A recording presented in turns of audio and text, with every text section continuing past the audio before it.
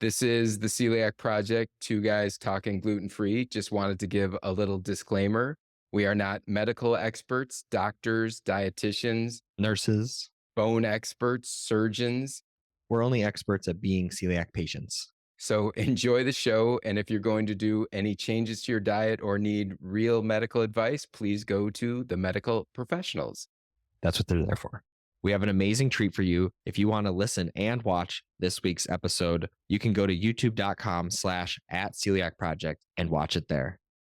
If you prefer, you can listen as you usually do. We hope to have some of our future shows on video as they are available, so look for that as well. Now let's get to the show. Sounds good.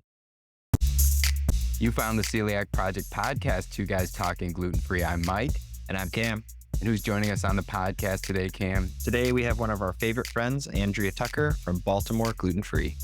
Andrea shares her recent trip to London, England, and we also get into Gluten Free College 101 and so much more. Let's get to the show. Sounds good.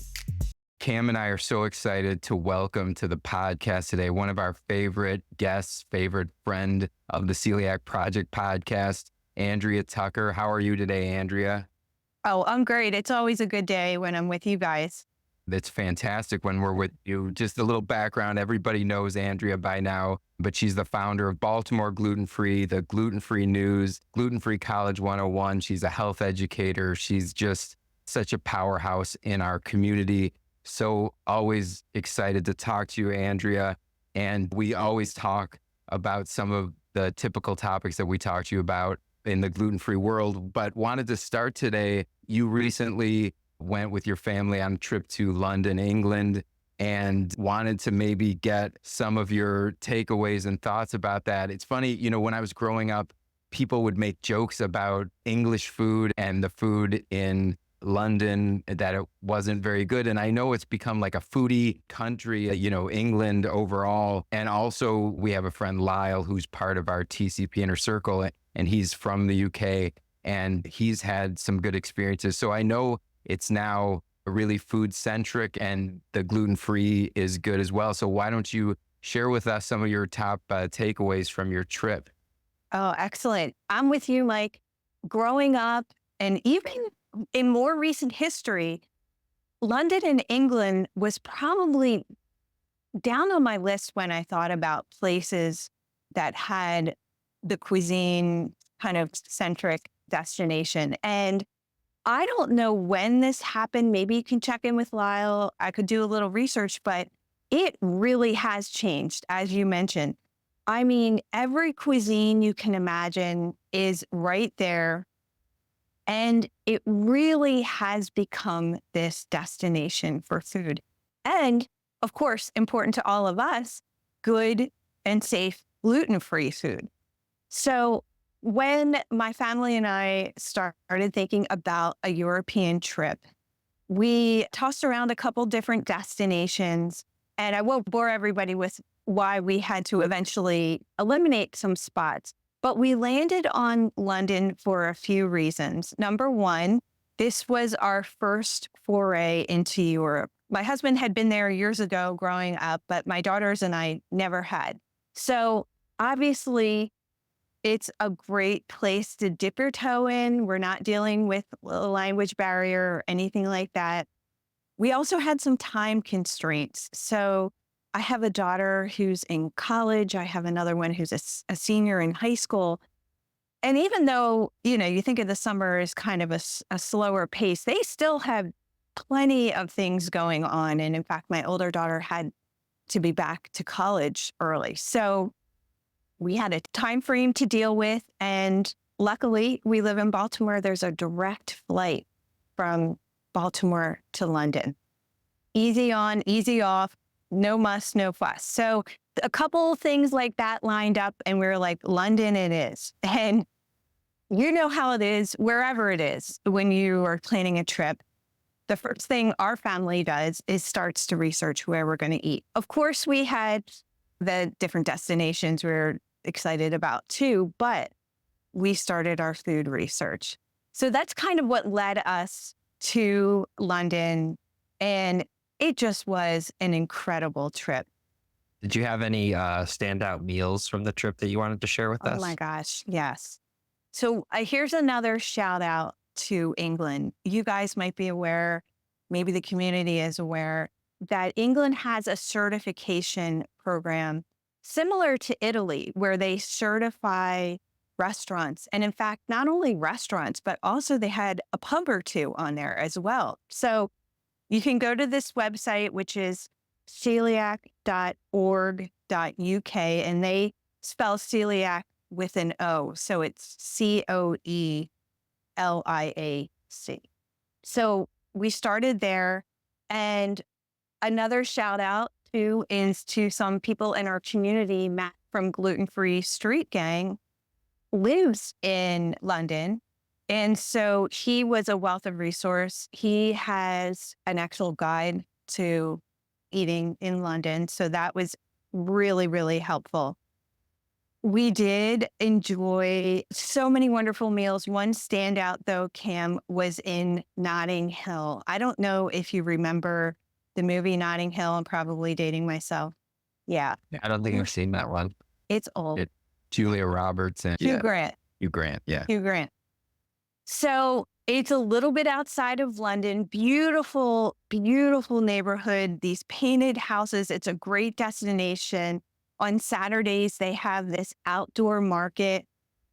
Everything you can think of, from, clothing to jewelry to everything, antiques, lining this one long street called Portobello Street. Anyway, just so happens there's a 100% gluten-free restaurant there. And it turned out to be one of the most amazing meals I can remember in recent history. And the name of the restaurant, interestingly, the cuisine is Mexican and Japanese. Now, not a fusion, so it's not like they're trying to combine the two. It's separate, but it was so delicious. So the name of the restaurant is called Los Mochis, Mochis. And we actually had brunch there. But again, 100% gluten-free. I mean, just the coolest, most interesting environment, packed. The place was hopping right off of this Portobello Street. So, I mean, it just was amazing. Highly recommend that. Highly recommend just visiting Notting Hill too. That was probably a standout for sure.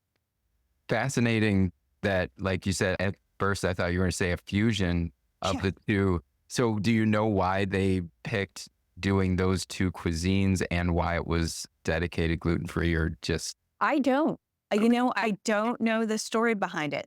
That's a great question. And I usually do some research, but I will now.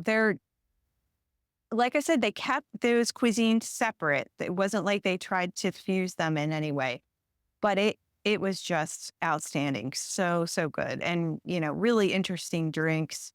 The other thing I'll mention too, Cam, kind of to your point, is one of the other standouts was it really was not hard to find good and safe places no matter where we were going. So we created, because we had a huge list of neighborhoods and things we wanted to see and do. So we had places to eat ready to go in each of those places. And I was astounded at the sheer volume of this list of places to eat. And we didn't make a dent in this list. We have to go back. We definitely have to go back. So it's a But good what we- feeling. Oh my gosh, such a good feeling. For example, they have these markets all over London, and one of the oldest is called Borough Market. And in this market alone, there was a dedicated gluten-free bakery that had a stall. There was 100% gluten-free Mexican/taco place that was delicious and had beer and every kind of libation you could want to. There was a 100% gluten-free arepa stall, and TikTok famous. We had to stop because my daughters had seen this on TikTok. It's just strawberries that they drizzle with chocolate. I wasn't aware of this, but it blew up on TikTok, so we had to of course, get that and take our pictures with that and do The all the whole post social ups. media thing. Yeah. Oh yeah, we had a post up with our strawberries and chocolate for sure. But just an example, and that, as you know, is such a cool feeling to be not only taking in the sights and the experience of some place, but being able to grab something to eat, to enjoy something different. Really cool. That's amazing. And like you say, I mean, when the places, we've been talking about this a lot lately, when the places are dedicated gluten free, it has that extra level where you can kind of turn your Absolutely. brain off, where you don't have to ask a million questions or, worry that you're getting cross contact and everything. So it's amazing that you found so many places that weren't only safe gluten free, but were dedicated gluten free as Yes. well. And that it sounds like it's a place where there's great education, and having the government involved, having this list and this website, sounds like just like a dream come true. It does make it so much easier, for sure. I feel like, there's a unification around the issue. There's a greater understanding and awareness of it because of that. It is really, really helpful. And just as an aside, the hotel that we stayed in had a restaurant that was 100% gluten free. We didn't pick that hotel because of that restaurant either. When that works out, it's like when we were in Cincinnati recently, and the dedicated gluten-free place was like on the block, like next to us. And it was like Oh, time to get back in the car. you And didn't even have to drive. it's so nice when that happens. Oh, it's awesome. The hotel also has a gluten-free tea as well. So the whole tea is gluten-free. I highly recommend it. Very cool. Were there any other things I wanted to actually quickly ask you also, like for an update on how the gluten-free living in Baltimore is going? Before we get to that, were there any other things that you wanted to share about your trip to London? What I wanted to share is, we're talking about these great places to eat, and from fast food kind of places all the way up to fine dining. One other really incredibly powerful thing that they have going for them there is the labeling of their products. So unlike here in the United States, that labels some of the top allergens, but not gluten, they do label gluten on their packaging. So I know some people are just listening to this, but I'll hold up, for example, a package of cookies that we got there. And on the label, let me see if I can get it so it's visible. It will label not only all the allergens, but also wheat. It's almost shocking to your eyes when you pick up a label. And now, of course, you're not going to see, this is not a good example because it's not going to have gluten in it. I didn't buy anything that had gluten in it. But it's shocking when you see gluten actually on a label. And how easy does that make things? Totally. Yes. Why we are so behind that we don't do that. We also were able to find some really delicious products. And I'm talking like off the shelf products that we couldn't find here. In fact, we went online when we got home to see, my husband loved these brioche buns, and they were so soft and just really delicious. And we're still trying to find a way to get them to be able to enjoy them here. But enjoying, like, this was just from a little convenience store across the street from our hotel. Now, the store is called Tesco. So they have them in small kind of mini marts, remind you of like a 7-Eleven or a Cheese or a Wawa, whatever, you're familiar with. But they also have larger traditional kind of supermarkets. The crazy thing about this too, besides how awesome the labeling is the pricing of these foods. You could get a couple pound bag of gluten-free flour, $2 in the US, $2. A bag of pasta, gluten-free pasta, $1. It's crazy. And so I was so shocked by this pricing difference when I got online and I posted some of these pictures and the prices on my Instagram account, I said, can anybody explain this? Why are we in the US paying so much more? And I mean, we're not talking about subpar items here either.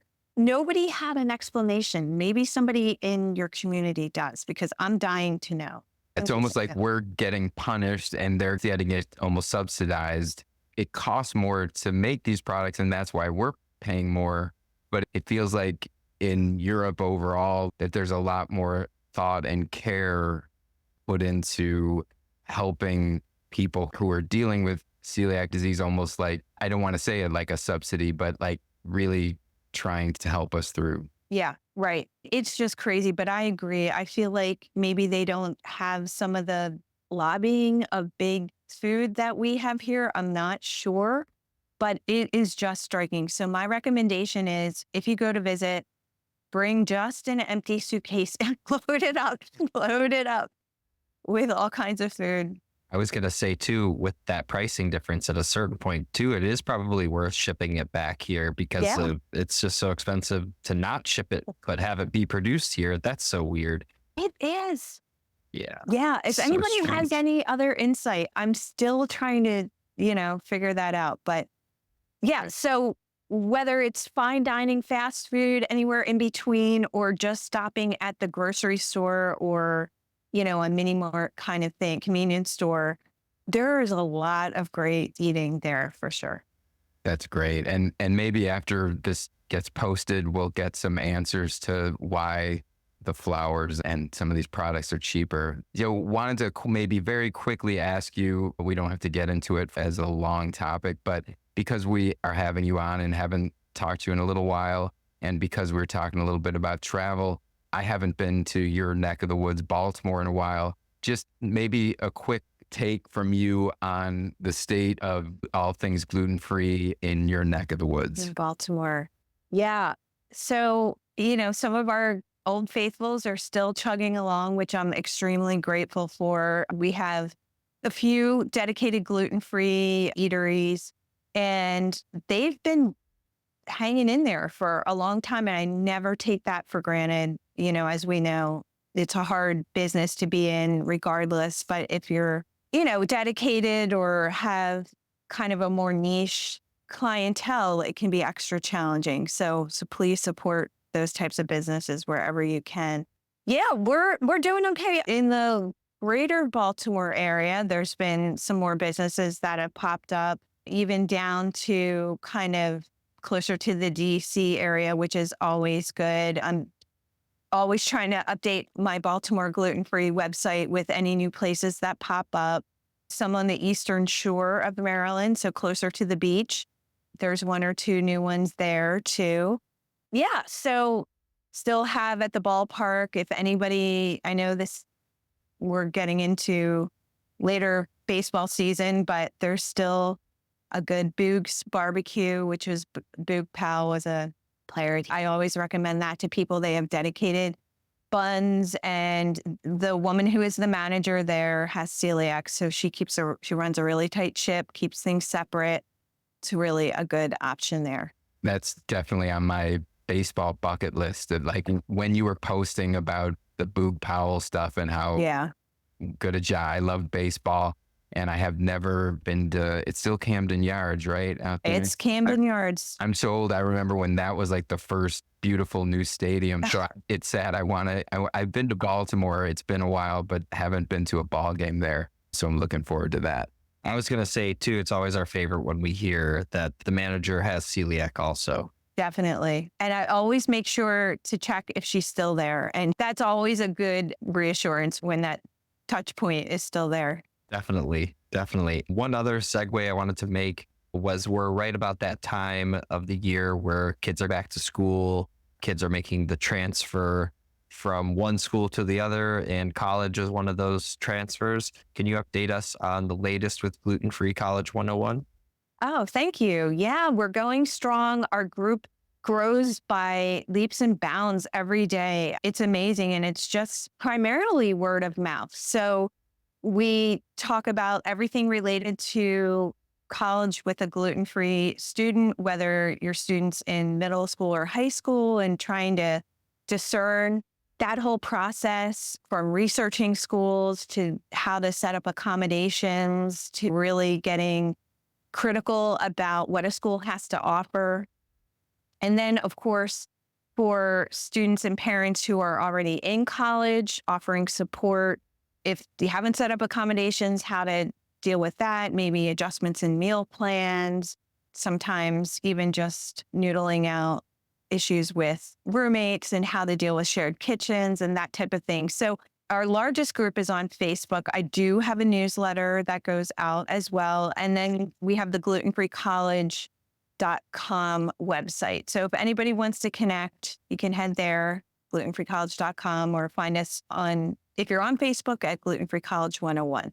Thanks for sharing that. And it's interesting, Andrea, I've been thinking about you a lot, and I need to get more involved in the group. As you know, with my oldest, starting this process has been so interesting. And the three of us were talking a little bit before we came on today. As we've gone and visited a number of schools, and we'll visit more, trying to figure out how to phrase this exactly. When I go to a school, we've gone to a couple where the gluten-free offerings and the way that they do the dining has been so, to me, like off the charts. It's hard for me, and I think subsequently for like my daughter, to not get blinded by that. Like, it's almost like I'm in this tractor beam. I'll give you the example. We were at Miami of Ohio a number of months ago, and we're just doing this tour, and they pointing out in this large hall that here's where a lot of students gather, and there's an Italian place and a sushi place, and there's the one free of all the top 6 allergens. And like, I start flipping out and going, this is the place. We'll stop the tour now. Like, I want to Sign her up. Yes. So you know what I'm saying? So Yes. how do we not get blinded where that is taking over? And I'm sure like you've had a lot of time to think about this, to counsel other people on it. I guess, how do you make it all more even? Obviously, we're trying to pick a school that's going to be best for education and social for our children. But yeah, how do you not get blinded when a place is doing the gluten-free offering so well? That's a great question. And as a fellow parent, it is hard to not be overcome with emotion when you have that experience, because we're talking about sustaining your child's life and their health and their safety. And, you know, that's nothing any of us here take for granted at all. And I completely understand that feeling. When it comes to college with a gluten-free student, it is such a Venn diagram. It's, as you mentioned, it's fit academically, it's geography, it's size, it's the food, it's selectivity. Can they get in? You know, it's all of these factors that you're trying to fit. And I think, like, when you start to see other schools and see how they do things, we all have, you know, those lists can look a little different in terms of priorities. You know, for some people, it might be geography and size and cost and academics and food, or it could be, you know, academics and food, or food. And, but, you know, it's finding out, I think, really narrowing down that list for yourself, your family, obviously for Jessica, and then seeing what other schools are really doing. And I fully appreciate, I'm so happy to hear about Miami of Ohio too. There are other schools that might have things that are comparable as well. And, you know, maybe one of those other variables are a little bit different, a little bit better, or not so good, that can kind of inform that decision a little bit. But I get it. I mean, this is so important. And especially as a parent, we just want our kids to be safe and be healthy and to have options. And we should. We all deserve that, no matter what.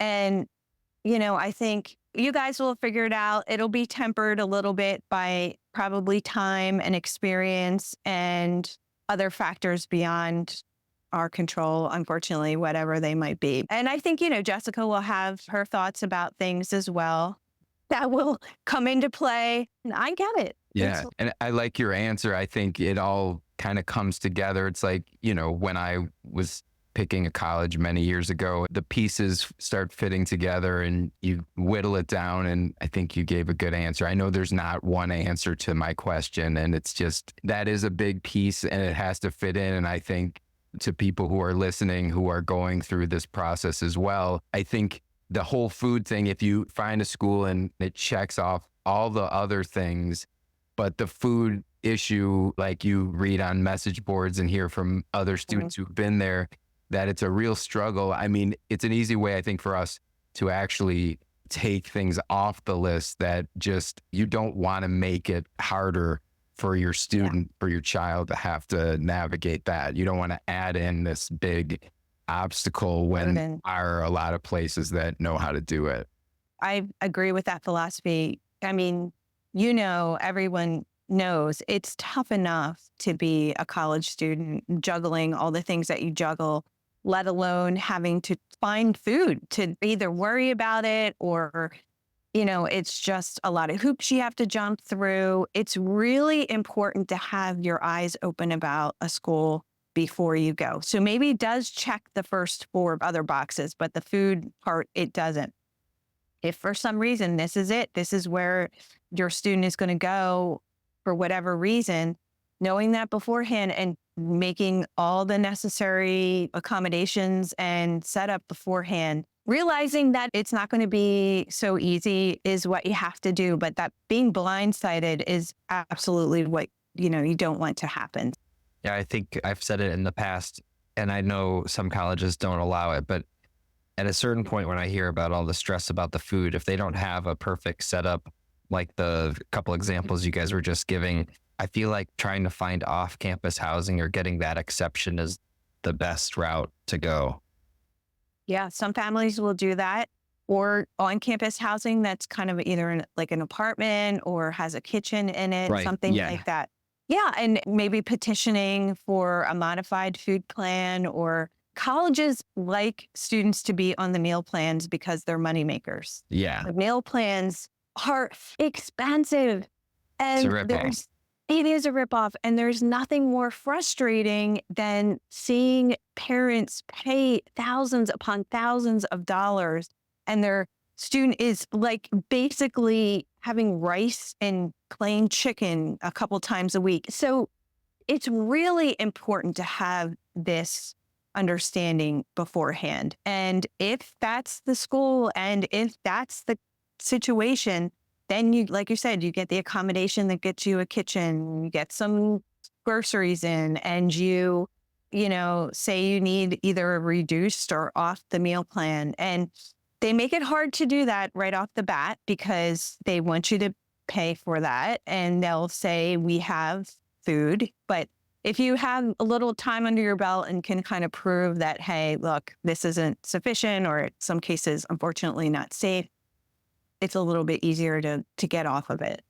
And I know the needle has moved mostly in a positive direction in the last 10 years or so. I guess in the last few years, in your opinion, working with the College Gluten Free 101, has colleges been treating this issue better, or is it worse, or kind of still the same? I think it's getting better. I think there's still miles to go for sure. And it's still, unfortunately, very school dependent. Each school will have their own internal kind of priorities. And this is confusing because schools can share the same food vendor, maybe like Sodexo or Airmark or something like that. And it's easy to think, oh, that school that we looked at had Airmark and they did an awesome job. That's going to be the case at this school because they use Airmark too. But it really does come down to the individual school and its priorities, staff training, and what they consider important. I really do recommend linking up to a group, and hopefully Gluten Free College, and really hearing what's happening on the ground. And, things can change quickly. A school can change a vendor from year to year. So you could look at it 1 year or vet it 1 year, asking them, hey, how long is the contract with your current food vendor? Just to make sure that you're not you're not going to roll up freshman year and it's a whole different Big surprise. thing. Yeah, which happens. But yeah, as with everything, I think just preparing and getting accommodations in place is clutch. Getting official on file with the Disability Services Office so that no matter what comes up, you've got a plan, you've got someone internally who's going to ideally help your student through things is so important.